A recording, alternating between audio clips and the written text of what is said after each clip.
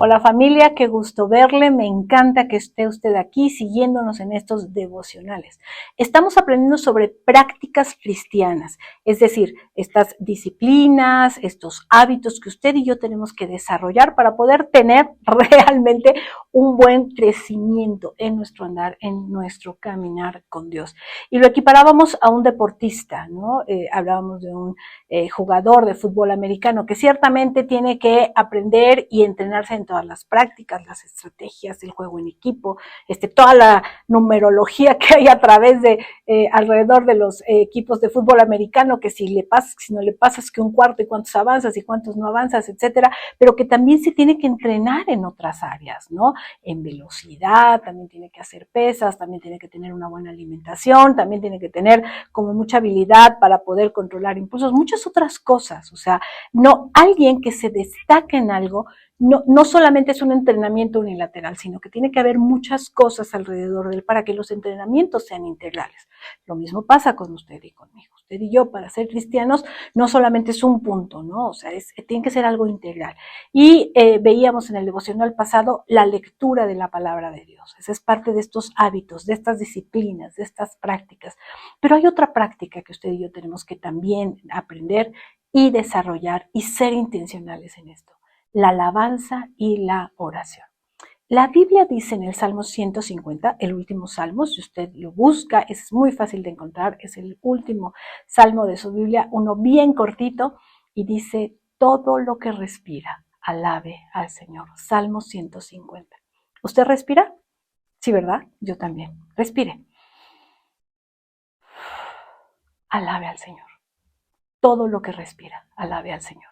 Mire, de alguna forma los seres humanos fuimos creados con la necesidad, créamelo, de alabar a Dios. Usted me dice: no, Litza, ¿cómo crees? No, eso es una práctica. Sí, sí es real. Usted y yo tenemos que hacerlo. Dice también un salmo: bendice alma mía al Señor y no olvides ninguno de sus beneficios. Tenemos que ser intencionales en eso. Pero también es real. Usted voltea y vea y diga, yo, con todo respeto, ¿no? Veo jovencitas, veo jóvenes, aún veo gente adulta que ante el concierto de un gran cantante, bueno, pueden pasar días haciendo fila para comprar boletos y días haciendo fila para entrar a escuchar a un cantante o un futbolista, ¿no? Todo lo que se puede dar alrededor de un futbolista, de un deportista, ¿no? Los colocamos en posiciones de ídolos, los adoramos casi, ¿no? Los seres humanos tenemos esta necesidad de reconocer la grandeza de alguien. ¿Y sabe por qué? Porque usted y yo fuimos diseñados y fuimos creados para reconocer y adorar la grandeza de Dios. Y cuando usted y yo no adoramos a Dios, cuando usted y yo no colocamos nuestra capacidad de admiración, de asombro, de alabanza a Dios, pues a veces los andamos colocando por otros lados. Pero créame, esta es una habilidad, este es un algo en lo que usted y yo nos tenemos que disciplinar: alabar a Dios. Ahora, yo lo sé, a veces cuando hablamos de alabanza pensamos en música, ¿no? No sé, hay gente que lo hace excelente.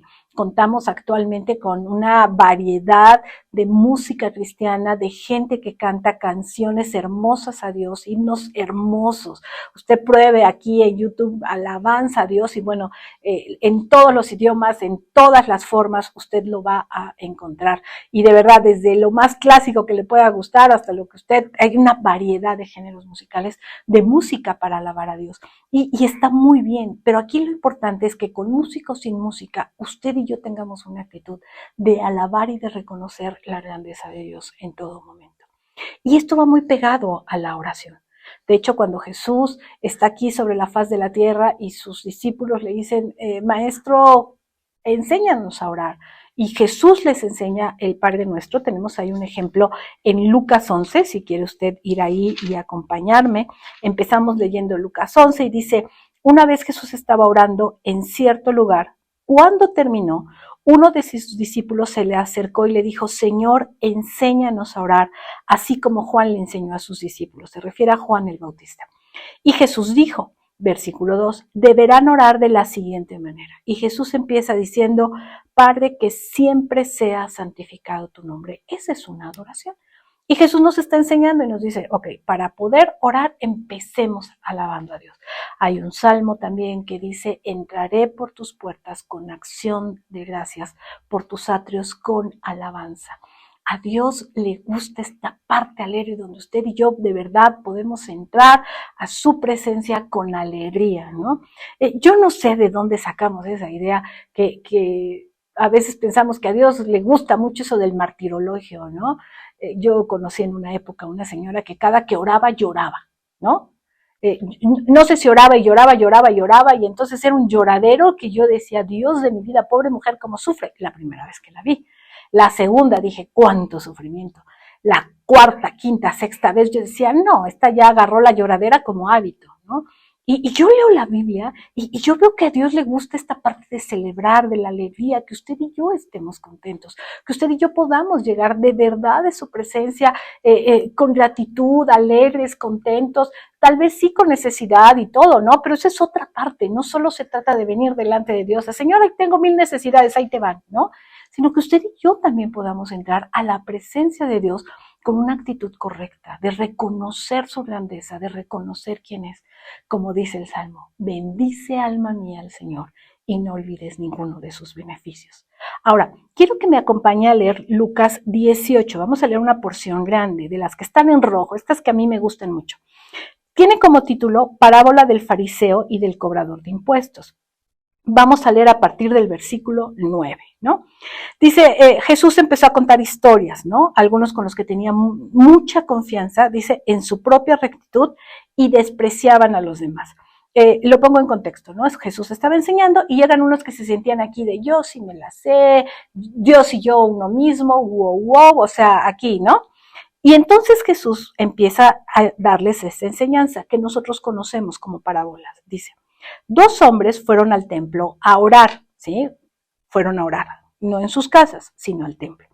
Uno era fariseo y el otro era un despreciado cobrador de impuestos.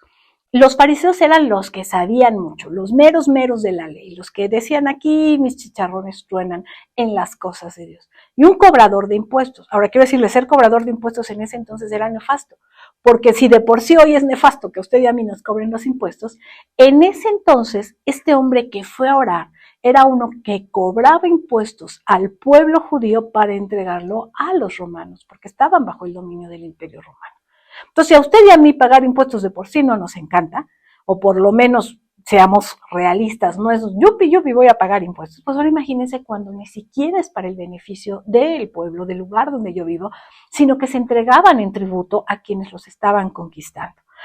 Entonces van estos 2 hombres a orar al templo. Imagínese usted la escena. Versículo 17. El fariseo, de pie, aquí de pie, véanme, hola, aquí estoy, de pie, ¿sí?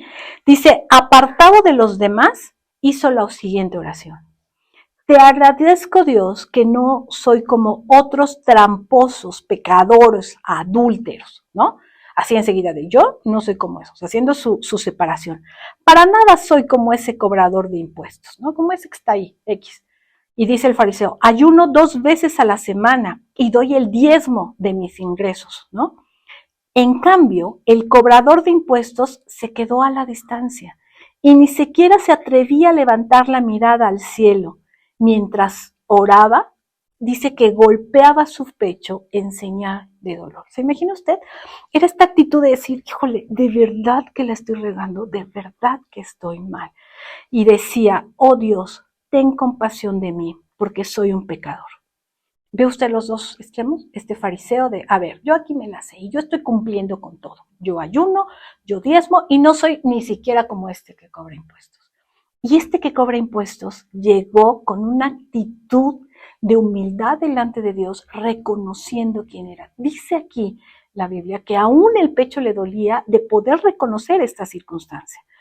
Y después de eso, versículo 14, dice Jesús, les digo que fue este pecador, es decir, el cobrador de impuestos, y no el fariseo, quien regresó a su casa justificado delante de Dios, pues los que se exaltan a sí mismos serán humillados y los que se humillan serán exaltados.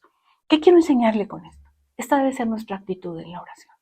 No es un tema de, ay, yo soy cristiano de hace tantos años, ay, yo leo la Biblia, yo veo todos los devocionales, o sea, yo no soy como ustedes, de verdad, pobrecitos de ustedes, Dios tenga misericordia. No, todo lo contrario. Jesús reconoce la oración de este hombre que se acerca, conociendo su condición y siendo bien honesto delante de Dios. diciéndole, Señor, soy pecador, ¿no? Me encanta, ¿no? Porque hay una parte en la versión Reina Valera que dice que aún así se oprimía, se golpeaba el pecho, de decir, de verdad te necesito. Esa debe ser nuestra actitud de oración, no un pliego petitorio, ¿sí? Mire, Dios dice en la Biblia que Él conoce sus necesidades y las mías antes de que se las pidamos, y sí es necesario que oremos. Y también la Biblia dice que por nada estéis afligidos, por nada estéis afanados, que antes bien traigamos todas nuestras necesidades, aún con súplicas delante de Dios. La Biblia nos enseña todo eso. Pero la oración no es un tiempo en el que usted trae un pliego petitorio a Dios de, a ver, aquí está mi lista de deseos, y me porté bien y hay que cumplirlos en el nombre de Jesús, amén. No, la alabanza y la oración son una puerta de comunión que usted y yo podamos tener con Dios. Así como hablábamos el día de ayer sobre poder amar la palabra, usted y yo tenemos que poder aprender a amar la presencia de Dios. Que usted y yo podamos reconocer en alabanza y en esta comunicación con Dios, en hablar con Dios, no solo pedirle, no solo quejarme, no solo llorar, sino en esta comunicación con Dios, que usted y yo podamos tener de verdad una actitud de alabanza y oración y comunión y plática genuina de nuestro corazón para con Dios. No tengo un espíritu como el fariseo. Yo me las sé todas. No es así. En cambio, este hombre llegó y reconoció y dijo, Señor, te necesito. La versión Reina Valera dice, sé propicio a mí, pecador. Y esta es una oración tan honesta y tan sincera que Jesús dice que ese hombre regresó a su casa justificado. Fue al templo, fue a buscar a Dios, fue a orar. Y lo que hizo la diferencia fue una actitud recta de corazón.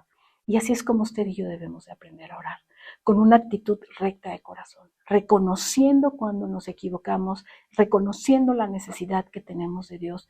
Y sí se vale pedirle a Dios, de eso se trata, ¿sí? Porque Él es poderoso, porque Él es longánime, porque Él es misericordioso, porque ¿a dónde iremos si solo Él tiene palabra de vida eterna? ¿Quién le va a socorrer a usted? ¿Quién me va a socorrer a mí? Es Dios.